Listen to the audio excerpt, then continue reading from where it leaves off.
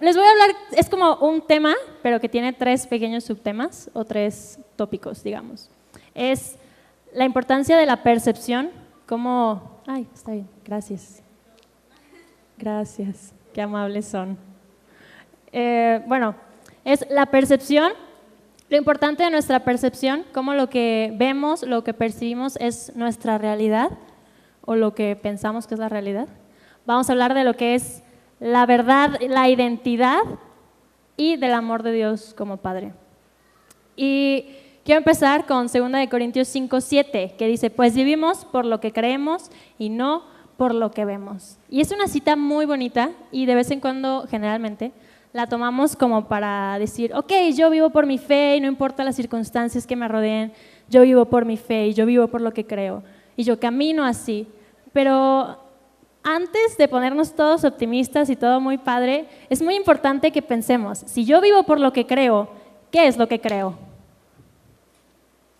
Tenemos que tener cuidado, ¿qué es lo que creemos? Porque lo que creemos determinará la manera en que vivimos. Ese es un punto muy importante. Y lo vamos a desarrollar un poco. Verán, muchos de nosotros crecimos con el concepto de que el pecado nos separa de Dios, ¿cierto? El pecado nos separa de Dios. Y aunque de cierta manera es real, es algo cierto, si no nos lo explican bien, vamos a creer que Dios nos abandona cuando pecamos. Que como Dios es santo, Él dice, eso no es tan santo, yo no puedo estar ahí. Ahí me hablas ya que te acomodes, ¿no? Y se va. Si no nos lo explican bien, eso es lo que llegamos a creer. Pero ¿qué es lo que pasa? El pecado sucede cuando tú y yo apartamos nuestros ojos de la verdad. Cuando tú y yo cerramos nuestros oídos a la verdad de lo que Dios es y de lo que Dios dice que nosotros somos. ¿Cuál fue el pecado original? El primer pecado que se conoce, ¿no? La desobediencia de Eva, que tomó del fruto que Dios le dijo que no tomara. Pero eso fue como la manifestación. ¿Qué hay detrás de eso? Cuando Dios creó al hombre, ¿qué fue lo que dijo? Al ser humano, ¿qué fue lo que dijo? Hagamos al ser humano a nuestra imagen y semejanza. Se los voy a leer. Génesis 1:26 dice, hagamos a los seres humanos a nuestra imagen, para que sean como nosotros. Puse en negritas, sean como nosotros, porque me impactó el darme cuenta que cómo tentó la serpiente a Eva. Come del fruto y serás como Dios. Cuando Dios creó al hombre, ¿qué dijo? Para que sean como nosotros. ¿Cuál es el punto entonces? Que Eva ya no estaba enfocada en la verdad. Y ahí es cuando sucede el pecado. Cuando tú y yo apartamos nuestros ojos, cuando tú y yo nos volteamos, pero Dios sigue ahí. Nuestra percepción es la que cambió. Porque hay una diferencia muy, muy, muy importante entre lo que es la verdad y lo que es un hecho. ¿Sí?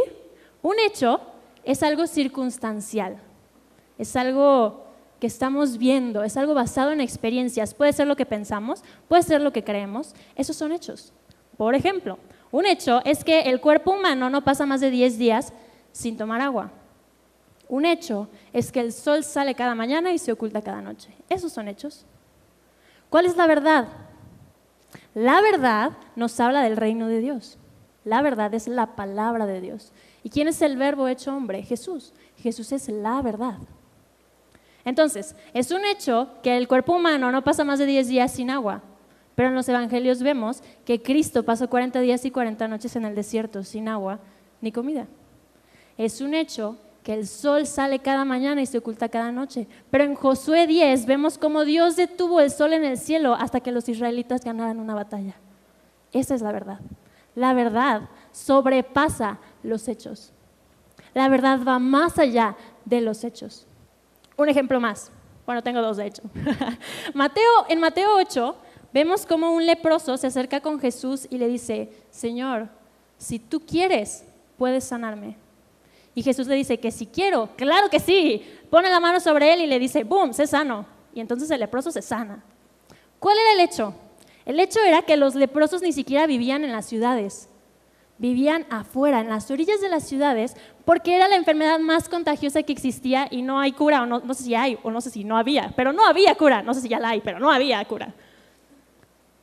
Entonces, la gente los exiliaba y ni siquiera caminaban cerca de ellos porque se iban a contagiar. Ese era un hecho. La lepra era la enfermedad más contagiosa que había. Y Jesús lo tocó. Porque ¿cuál es la verdad? La verdad es que el reino de Dios es la fuerza más poderosa que existe. Y en Cristo hay sanidad. Esa es la verdad. Un ejemplo más. ¿Conocen la historia de Gedeón? ¿Sí, no? ¿Más o menos? Se las voy a resumir, ¿va?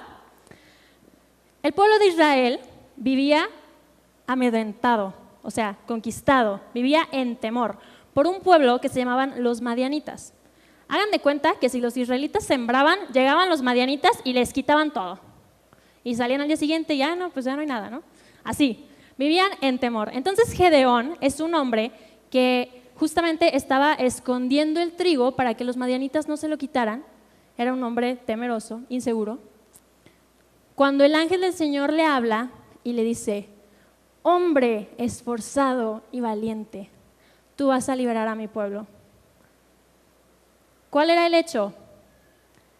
Incluso la respuesta de Gedeón es: a ver, o sea, chido, pero yo soy el más chiquito de la familia más pobre de la tribu más pequeña de Israel. Ese era un hecho. ¿Y cuál fue la verdad? La verdad fue que con 300 hombres, Gedeón ganó una batalla contra un ejército de incontables madianitas y liberó al pueblo de Israel. Porque, ¿me das la cita? No me acuerdo cuál es. En Romanos 14:7 dice que el Dios que da vida a los muertos, Él llama, 4:17, el Dios que da vida a los muertos llama a las cosas que no son como si ya existieran, llama a las cosas que no son como si ya fueran. Llamó a Gedeón hombre esforzado y valiente cuando él tenía miedo. Pero la verdad sobrepasa los hechos. Y es importante que nuestra percepción esté en la verdad. Y la verdad es Jesús. Otra vez, Dios llama a las cosas que aún no son como si ya fueran. Nuestra identidad es como revelar una foto. Clase de historia para los millennials. Cuando, no sé, la gente de mi edad todavía les tocó la cámara Kodak desechable, ya saben, de rollito, que tenías que llevarla a revelar. Si agarrabas el rollito, en realidad, pues no se ve nada en la foto. Y para los que no saben de qué estoy hablando, ubican las cámaras Polaroid, que tomas una foto y sale el papelito. Al principio, no se ve nada, se ve oscuro, ¿cierto? Pero ¿qué creen? La imagen ya está ahí. Hay que trabajarla, pero la imagen ya está ahí. Lo mismo pasa con nosotros. Dios llama a las cosas que no son como si ya fueran. Esa imagen que no se ve es tu verdad. Es lo que ya eres, aunque todavía no lo seas. ¿Sí? Voy a profundizar un poco más. Tú y yo no somos pecadores que están tratando de volverse santos y justos. Cristo murió en la cruz por eso. Tú fuiste justificado por la sangre de Jesús, apartado para Dios. Eres santo, aunque a veces te equivoques. Romanos 5:8 dice: pero Dios mostró su amor en esto a nosotros, que cuando todavía éramos pecadores, Cristo murió por nosotros. ¿Cuándo qué? Todavía éramos. Pasado. Significa que ya no somos. Y eso no quiere decir que no nos equivoquemos. Pero nuestra identidad no está en nuestros errores. Nuestra identidad está en la verdad. Esa imagen que todavía no se ve.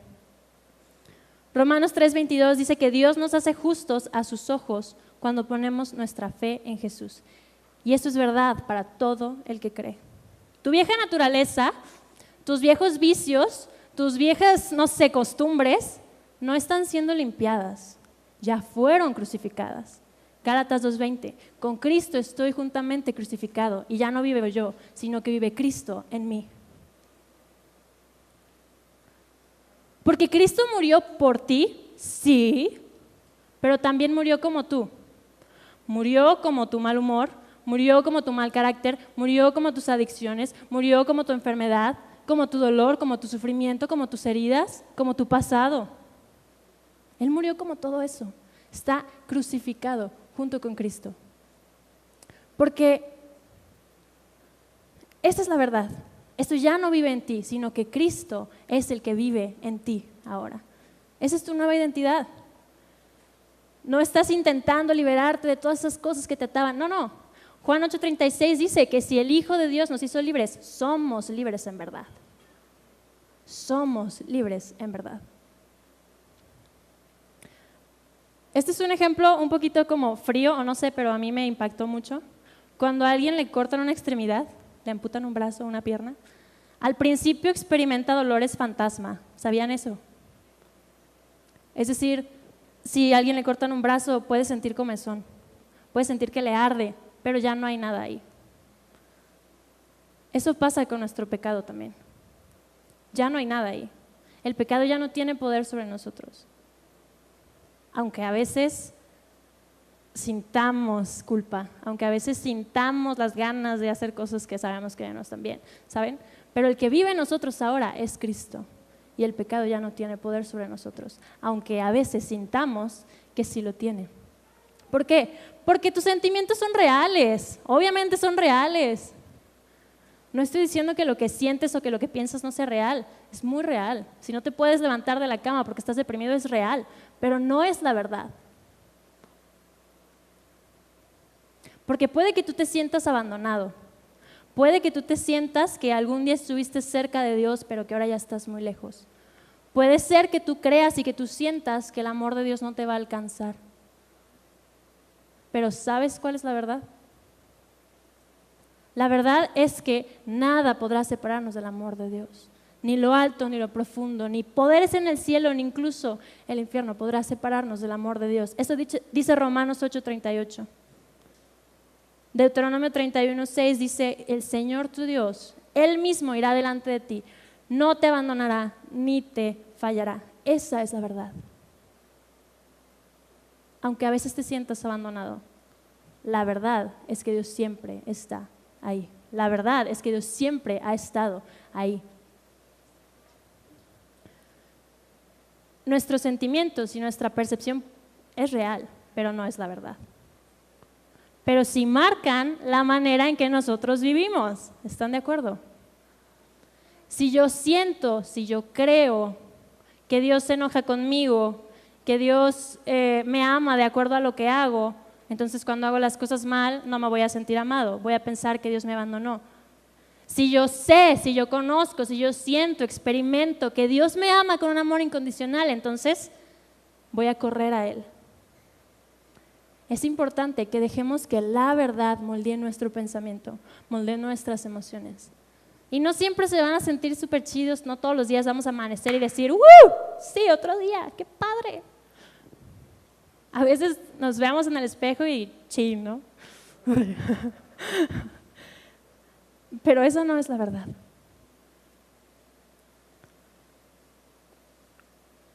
La verdad es que somos hijos de Dios. Eso es lo que Él nos llama. Y cuando nosotros no estamos creyendo la verdad, estamos creyendo una clase de mentira, ¿cierto? Porque la mentira solo existe en ausencia de la verdad. Les voy a platicar algo. Ahora que estuve en Worship You, estuve en una clase en donde hablaban del amor de Dios y decían, piensen en una mentira que han estado creyendo acerca de ustedes mismos. Y yo así como de, ¿cómo? O sea, ¿cómo? Pero nos dijo, piensen. Una mentira que hayan estado pensando acerca de ustedes o acerca de Dios. Pídanle a Dios que se las revele. Y yo de, ok, bueno Señor, dime una mentira que yo haya estado creyendo acerca de mí. Y entonces así, ¡boom! Llevaba yo años diciéndome, es que yo no soy creativa. Porque me estresan las manualidades o no sé. Pero yo decía, es que yo no soy creativa. Incluso estudio comunicación y mi carrera está catalogada entre los creativos UNIVA y a mí eso me estresaba porque decía, es que yo no soy creativa. O sea, yo no quiero que me pongan con los de diseño y con los de animación porque yo no soy creativa. Incluso llegué con una maestra que nos decía, sí, me van a hacer su portafolio, todo bonito, portafolio de evidencias con todo lo que han hecho en el cuatrimestre y yo llegué con la maestra y le dije, maestra, sí me importa su clase, pero yo no soy creativa, así que le voy a entregar un resumen, ¿está bien? Sí, mijita. En fin, el punto es que yo decía, yo no soy creativa. Y me lo estuve repitiendo una y otra vez durante varios años. Y entendí que era una mentira. ¿Por qué? Porque yo fui yo fui creada a imagen y semejanza del Creador.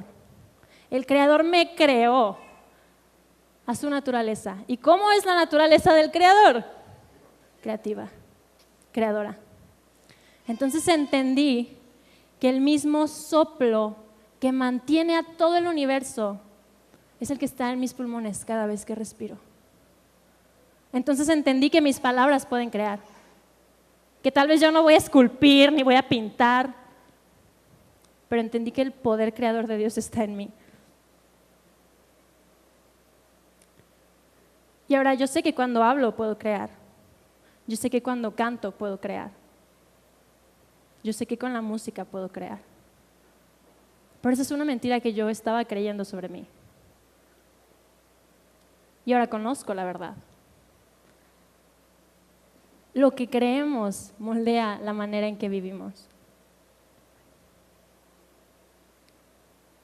Yo no sé si tú has estado creyendo mentiras acerca de ti o acerca de Dios. Si tú has estado creyendo que no eres suficiente o que no vales nada, o que Dios te abandonó, que Dios solo es para los chidos que no se equivocan.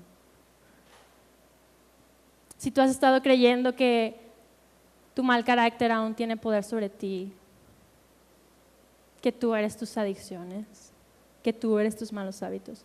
Yo no sé cuáles mentiras has estado creyendo, pero sí sé cuál es la verdad. Y la verdad es que el amor de Dios nunca falla. La verdad es que tú ya no eres un pecador, sino que eres llamado hijo de Dios. Al principio les compartía Gálatas 4, ya no eres un esclavo del temor, ya no eres un esclavo de la ley, ya no eres un esclavo del pecado, ahora eres hijo de Dios. Eres hijo de Dios, su naturaleza vive en ti. Esa es la verdad.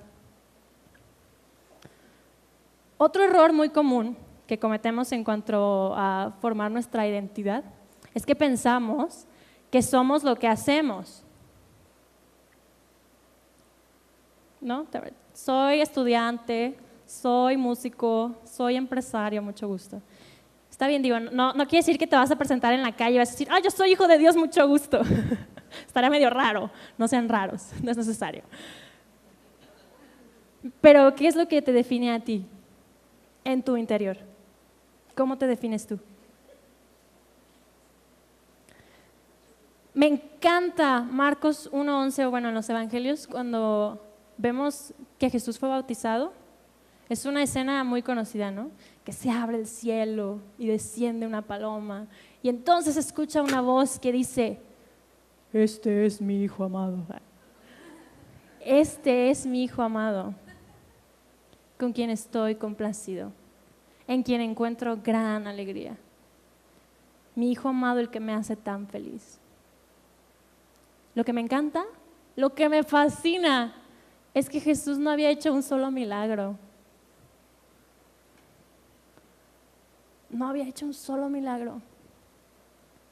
Y Dios le dijo, estoy tan complacido contigo, estoy tan feliz contigo. Porque la identidad de Jesús, antes que ser el Mesías, antes que ser nuestro Salvador, fue como hijo de Dios, es como hijo de Dios. Antes que mi identidad como líder de alabanza o lo que sea que yo sea, yo soy hija de Dios. ¿Por qué? Porque incluso las cosas buenas que tengo en mi vida, las relaciones buenas, hasta mi familia, mis dones, que si soy atleta y me lastimé la rodilla, todo eso se puede acabar.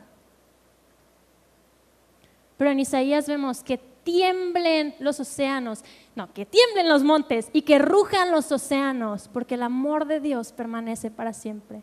Es de mis versículos favoritos. que ruja el océano y que tiemblen los montes, porque el amor de Dios permanece para siempre. Aun si yo no volviera a cantar una sola cosa en mi vida, si no volviera a hablar, si me quedara sin voz, yo sé que Dios me amaría exactamente igual, porque antes que ser cantante o lo que sea, soy su hija. Y lo mismo pasa contigo. Antes que ser atleta, antes que ser empresario, antes que ser padre de familia, eres hijo de Dios. Y aunque todo te puede faltar, aunque todo te puede fallar, su amor no. Su amor no te va a dejar, su amor no te va a fallar. Y si tu identidad no está firmemente puesta en su amor, entonces cuando las cosas fallen, tu identidad se va a tambalear. No te vas a sentir tan querido o vas a intentar actuar para que Dios te ame más. Pero el amor de Dios es tan grande que no puede crecer más. Ya no puede crecer más, pero tampoco puede hacerse más pequeño. El amor de Dios es. Y el amor de Dios te persigue y quiere encontrarte. ¿Sabes que Él quiere que te sientas amado más de lo que tú quieres sentirte amado por Dios? Ese es el deseo de su corazón, que tú lo experimentes, su amor. Algo muy interesante es que en lo normal, digamos en lo natural, un niño, un joven, persona, crea su identidad basada, o está más o menos su identidad forjada por sus padres, ¿cierto? Es como regla universal. Y yo no sé si tus padres son como los míos, que me aman y hacen lo mejor que pueden, aunque fallen.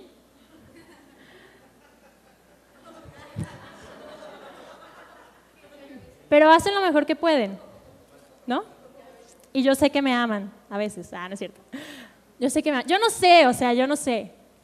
Y aunque tengan las mejores intenciones, pues fallan. O yo no sé si al contrario, si tú no conociste a tus papás o a uno de ellos, si te sentiste abandonado de pequeño o de joven o ahora de adulto, no lo sé. No lo sé. No sé cuál es tu hecho, pero sí sé cuál es tu verdad. Dios dice, aunque tu padre y tu madre te abandonen, aunque te abandonen, mi mano te sostiene. Mi amor por ti es inagotable. Esa es la verdad. Si la identidad de un ser humano está forjada en sus padres, aunque fallen, nosotros tenemos la oportunidad, aún siendo adultos, de cimentar nuestra identidad en el Padre que no falla, en un amor que no se agota, en un amor que no se rinde aunque nosotros sí, en un amor que nos llama por nuestro nombre a cada uno de nosotros, que nos creó tan diferentes, que no hay una sola persona que tenga las huellas de los dedos como tú. A mí me vuelve loca, de verdad, pensar en lo inmenso del universo y cómo se sigue expandiendo el universo y cómo Dios conoce cada estrella por su nombre. Guau, ¿no? Qué increíble. Pero lo que más así me explota la cabeza es que ni una sola criatura en el mundo sabe lo que es ser hijo de Dios como yo lo sé. Ni siquiera los ángeles experimentan ese amor. Y tú y yo tenemos la oportunidad, por medio de Jesús, de reconocer a Dios como nuestro Padre. Y aunque seamos cientos de millones los que reconozcamos a Dios como nuestro Padre, nadie lo va a experimentar como tú.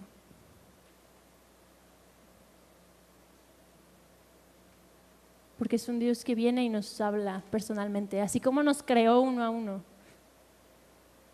Así nos acompaña uno a uno a lo largo de toda nuestra vida. Ay, no sé, me encanta. Y es muy interesante porque no tenemos problema en el concepto o entender el concepto de Jesús, un Salvador, ¿no? Hasta las novelas nos hablan de un Salvador que va a llegar y ya no vamos a trabajar, ¿no? Estamos acostumbradísimos a la narrativa de un Salvador. Entonces llega Jesús y te dice, pues yo ya pagué por tus pecados y soy tu Salvador. Y decimos, wow, qué chido, estuve esperando esto toda mi vida, qué cool. Y luego nos presentan al Espíritu Santo, ¿no? El que te acompaña y el que te dice lo que está bien y está mal. Es como mi conciencia. Más o menos lo entendemos, ¿no? Pero luego nos dicen, pero está Dios, el Padre que nunca te abandona. ¿Qué? Este concepto no lo conocemos. Este concepto es nuevo para nosotros. No sé si lo sepan, pero México, muchos sociólogos la nombran la nación del... Se me fue. Del Padre ausente. La nación del Padre ausente. Pero esa no es la verdad. Esa no es la verdad. En 1 de Juan 3:1 dice, miren con cuánto amor nos ama nuestro Padre, que nos llama a sus hijos. Y me encanta cómo cierra. Y eso es lo que somos. El Padre nos llama a sus hijos y eso es lo que somos. ¿Y por qué nos llama a sus hijos? Por el amor que nos tiene. Miren cuánto amor nos tiene el Padre. Me encanta. Y siento que es algo que estaba en mi corazón porque creo que todos hasta cierto punto nos cuesta un poquito de trabajo recibir a Dios como nuestro Padre. A veces es porque estamos muy lastimados y no podemos concebir un amor incondicional. Pero este amor incondicional te escogió desde antes de crear el mundo. Desde antes de crear el mundo, ya te tenía en su mente. Y estaba esperando, yo no sé si este día, para que tú lo recibas como Padre.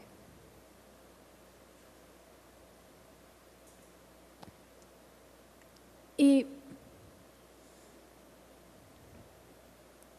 me gustaría que cierres tus ojos y que pienses si hay alguna mentira que has estado creyendo sobre ti o sobre Dios. Que lo pienses. Tal vez no lo tengas fresco en este momento, tal vez llevas meses, tal vez llevas años con esto rondando en tu cabeza, no lo sé. Pero quiero que lo pienses.